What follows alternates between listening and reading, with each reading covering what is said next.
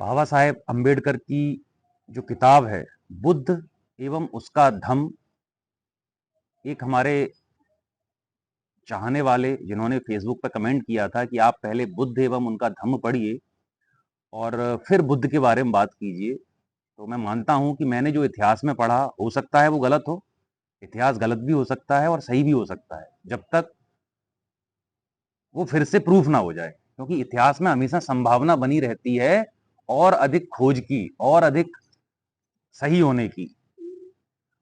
तो मैंने ये बुक पढ़ना प्रारंभ की है और ऐसा मुझे लगता है कि भगवान बुद्ध के बारे में जो जानकारी है समाज में, लोगों के बीच में, वो बहुत अधूरी है।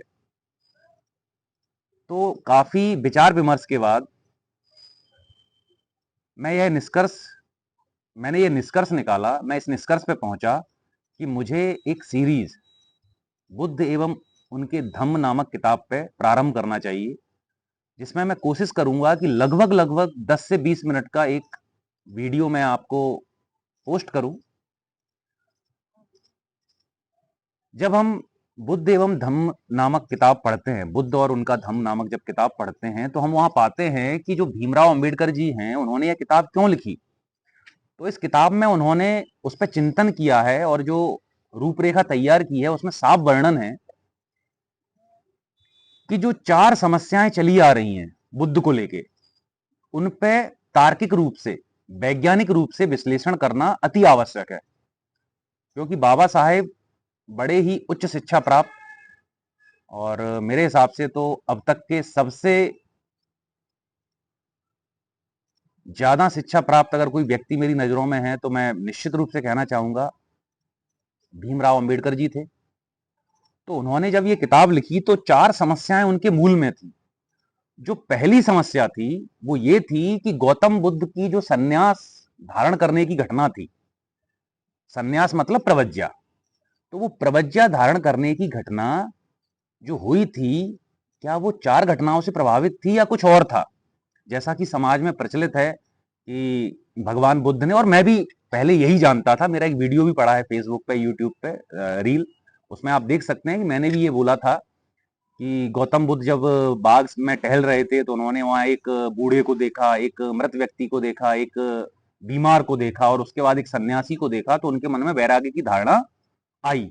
लेकिन यह किताब इस चीज को साफ झुठलाती है और मेरे हिसाब से भी अगर हम तार्किक सोचेंगे कि क्या एक व्यक्ति 29 साल की उम्र पे ही जाके ये देखेगा?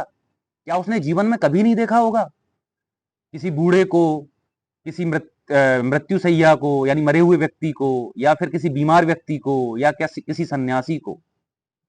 तो जो गौतम बुद्ध के प्रवज्ञा की घटना थी, वो वाकई में क्या थी, ये इस पुस्तक में बहुत अच्छे से बताया गया है। दूसरा जो समस्या थी अंबेडकर जी के ध्यान में, वो यह थी कि 4 आर्य सत्य, क्या ये दुखवाद को समर्थन करते हैं कि ये दुख के मूल कारण को नष्ट करने का समर्थन करते हैं? तो इस पे विस्तृत चर्चा करेंगे हम। तीसरा जो पॉइंट था कि आत्मा, कर्म और पुनर्जन्म, इस समस्या पे चिंतन करना कि वाकई में जो बुद्ध का चिंतन था, वो आत्मा, कर्म और पुनर्जन्म पे क्या था। फिर जो चौथी समस्या का उन्होंने उल्लेख किया है, वो किया है कि जो भिक्षु संघ बनाया गया था, उसका उद्देश्य क्या था? उन्होंने धर्म के संगठित स्वरूप की स्थापना क्यों की थी? क्या सिर्फ एक इसके इसके द्वारा सिर्फ एक आदर्श मनुष्य को बनाना था, कि अथवा एक आदर्श समाज सेवक को बनाना था? तो यह धीरे-धीरे हम विचार-विमर्श करेंगे, इसके बारे में डिस्कस करेंगे और आपके भी मन में अगर कोई विचार हो, तो आप बिल्कुल कमेंट में बताइए। मैं कोशिश करूँगा कि जितना मैं बुद्ध एवं उनके धम्म नामक पुस्तक को पढ़ूँ, उसकी तार्किक व्याख्या कर सकूँ, अंबेडकर जी के दृष्टि से। अगर मुझसे कोई गलती हो, तो आप मुझे क्षमा कर दीजिए, मैं पहले से क्षमा माँग लेता हूँ, क्योंकि आखिर मैं हूँ तो एक इंसान ही ना, तो मैं गलती कर सकता हूँ। गलती की गुंजाइश हमेशा बनी रहेगी मेरे अंदर। तो आप उसे अपना छोटा भाई मान के, अपना मित्र मान के मुझे क्षमा कर देना।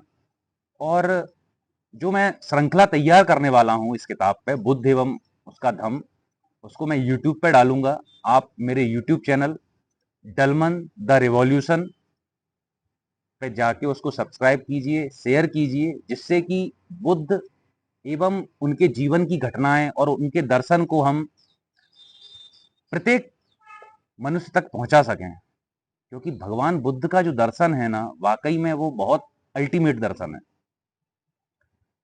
दर्शन सारे अच्छे होते हैं, लेकिन मैं भगवान बुद्ध के दर्शन से अधिक प्रभावित हुआ। मुझे लगता है कि वाकई में उन्होंने जो चीजें सोची कि दुनिया दुखों का मूल है, दुनिया में दुख ही दुख है, लेकिन इस दुख को काटने का भी उन्होंने मंत्र दिया, इस दुख को नष्ट करने का भी उन्होंने मंत्र दिया। वो भी हम इस चर्चा में धीरे धीरे डिस्कस करेंगे।